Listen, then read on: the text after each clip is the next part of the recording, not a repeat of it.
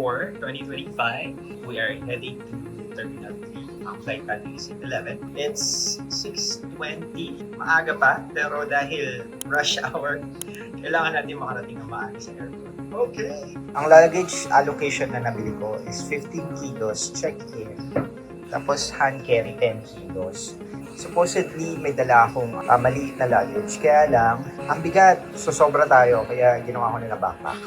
Ang traffic, guys. Daming sasakyan. Nandito na tayo sa NAIA Terminal 3. And we're just actually right in time. It's almost 8 o'clock. Flight natin is 11. So, sana hindi ganun kahaba yung pila. Hi!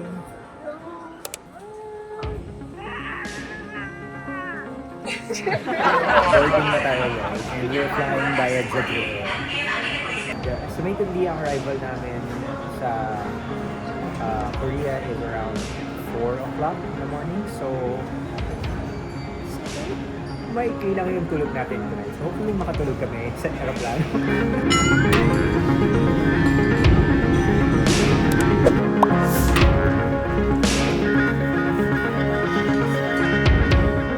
Dito na tayo sa Korea! Guys, kompleto na siya. Welcome to the immigration world. Na-immigration si ate, oh. Ito yung sa baba. Alam mo na. Pero ako. Ay, ito. English. Mili tayo ng ticket. Kasi nahihirapan kami mag-withdraw. So, kinredit card ko na lang for this one. So, this is the machine. This is a disposable card going sa hotel natin. So, we are going down sa Gongdok Station. So, yung price natin is around 10,000 won. Or around 800 pesos. Wala pa rin kaming cash, guys. Go! Nandito na tayo sa Gongdok Station. So, transfer tayo ng isa pang train. Punta na sa hotel. Natin RX. Guys, nandito na kami sa last station. We're going out. Unfortunately, wala kaming ticket. Wala rin kaming cash. So, we need to figure out kung paano kami lalabas sa train station. Wow, taray. Ayun na yung hotel, oh. Hotel, sir.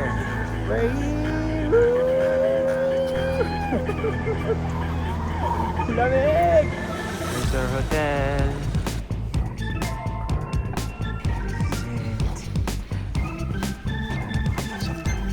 Thank you, Lord. Kaya, malaki naman. Nag-iwan ba sila? Nagtatanggal ba ng sapatos? Welcome to the room. Ay, thank you, Lord. Ay. Pagdating namin kanina, natulog lang kami kasi nga pagod sa biyahe. It's 11 o'clock in the morning. Kailangan natin bumangon kasi hindi tayo pumunta ng Korea para matulog. Nice. So today is our first day here in Korea. Tapos yung susi, yung key ng hotel, iniwan na lang dun sa receptionist. So dire-diretso na kami dito. Wala nang check-in. Right now, it's almost lunchtime. Yung weather is -3 pero feels like -14. Feels like heaven. I am wearing 3 layers. Meron akong undershirt, tapos dalawang heat tech, isang makapal, isang manipis. Pants, tapos dalawang heat tech din na pang-under. And then isang puffer jacket. So hindi ko alam kung sasapat na to. Importante yung panlagay sa tenga. We need to bring gloves, scarf, outfit for today. And the rest of the... And the rest of the week. One tip na nakita ko online sa mga nag-travel here in Korea, what they usually do, yung heat tech nila, nire-reuse lang nila. Pero naglalagay sila ng undershirt. Para ito na lang yung papalit-palitan everyday. So, Yung undershirt ko nasa labas. Dapat nga ganun ginawa ko, no? So, this is the view outside our hotel. It's time for us to explore. Yay! we're heading out. This is our hotel. This is our area, guys. Yan. Oh, we are withdrawing money kasi wala kaming pera for today. Nasolve na namin yung problem namin. We got the tea money for 5,000 dong. Ooh. First on our itinerary for today, we are heading to Insadong.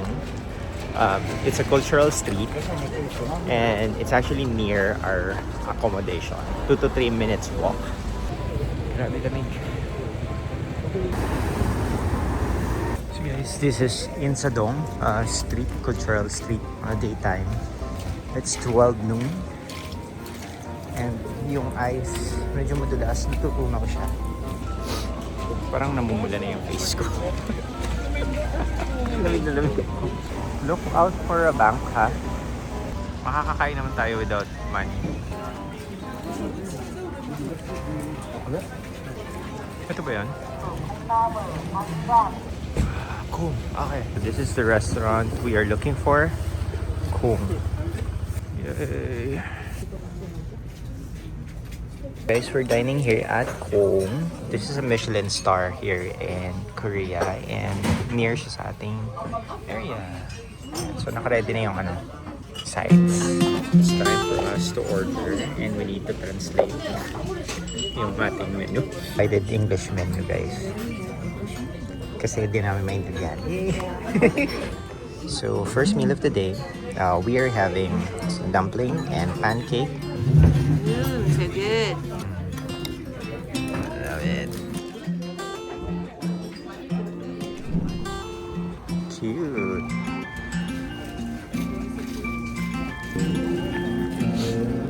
Tapos na kami mag-lunch. Naka 51,000 won kami.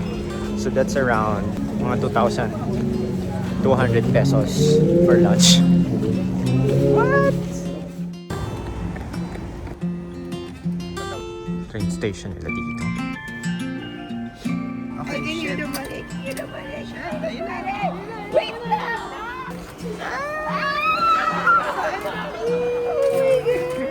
Finally guys, may cash na kami! So this is 50,000 won. So, 500 pesos. 500 Hindi! No! Kakaalis na kami. Meron na kaming ticket. Meron ng loan. Okay na, no? So dapat 40,000. Okay. Yay! Donggang Station. So right now, nandito naman tayo sa Seoul Plaza. It's like a park. And dito matatagpuan yung City Hall ng Seoul. And then some architectural design buildings. And also meron din dito palace that we can visit later.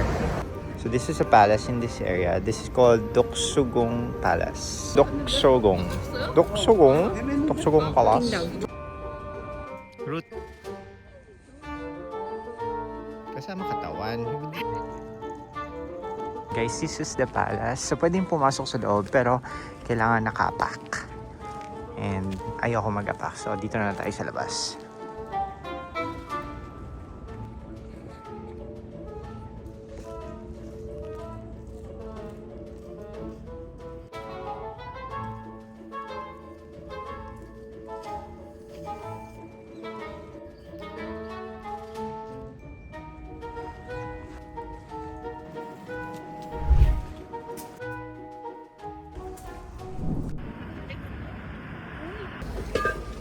Gusto kong tikman yung mga tteokbokki nila dito. Nandito naman tayo sa Myeongdong. So this is the shopping center of Seoul. You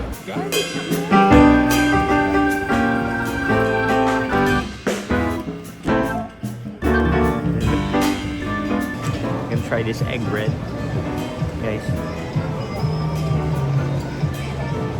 Okay. Masarap. Ha? Gusto ko yung bread kasi Energy booster. matamis. Walang lasa yung egg. Walang lasa. Walang salt yung egg. Yeah. Hindi ko alam kung... Masarap yung bread actually. So, we're heading here sa Blue Bottle Coffee. As suggestion ni Ruth.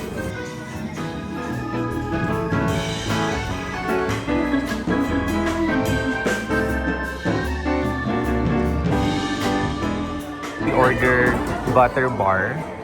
At least medyo cozy yung napuntahan natin na coffee shop.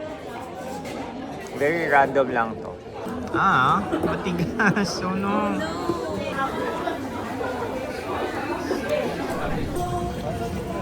Daiso, let's go! Yay! Actually, ito yung nag-convert sa akin sa BTS. Bakit? Hindi ko alam na sila gumawa niyang BT21. So, na-curious ako, bakit sikat na sikat yan? Chots.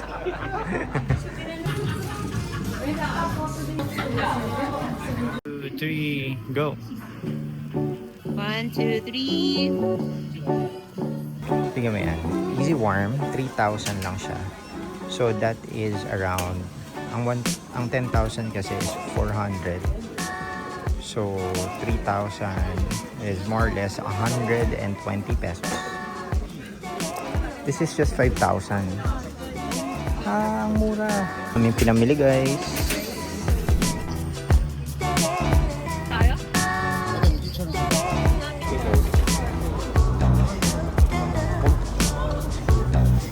Shopping guys! Daming pera ni Ruth!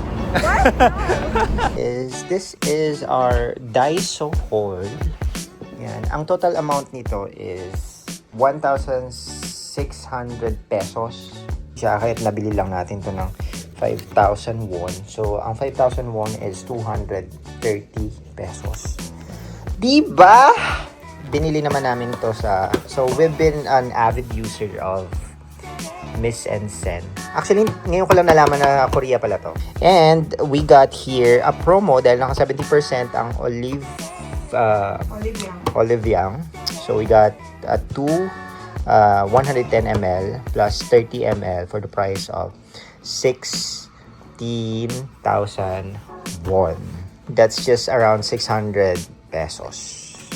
Yung 600, that's just size of 80 millimeters sa Pilipinas. What else? What else? The tabo. Tabo! Dahil wala kaming bidet. Ayan, walang bidet sa Korea. So, hindi. Baka yung room lang namin.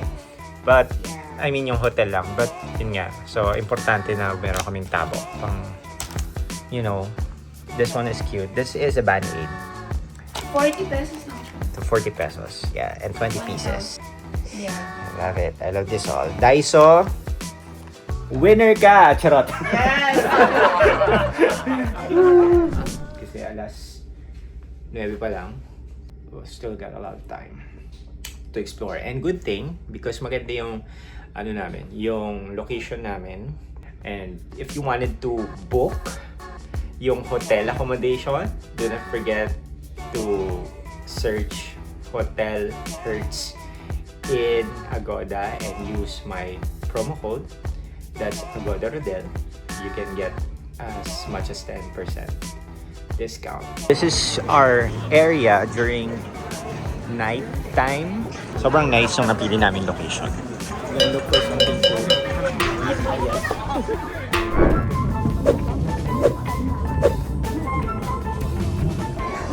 lamig! Ay, ang ganda. Gusto ko ng picture dito pala. Oh, Russian Army.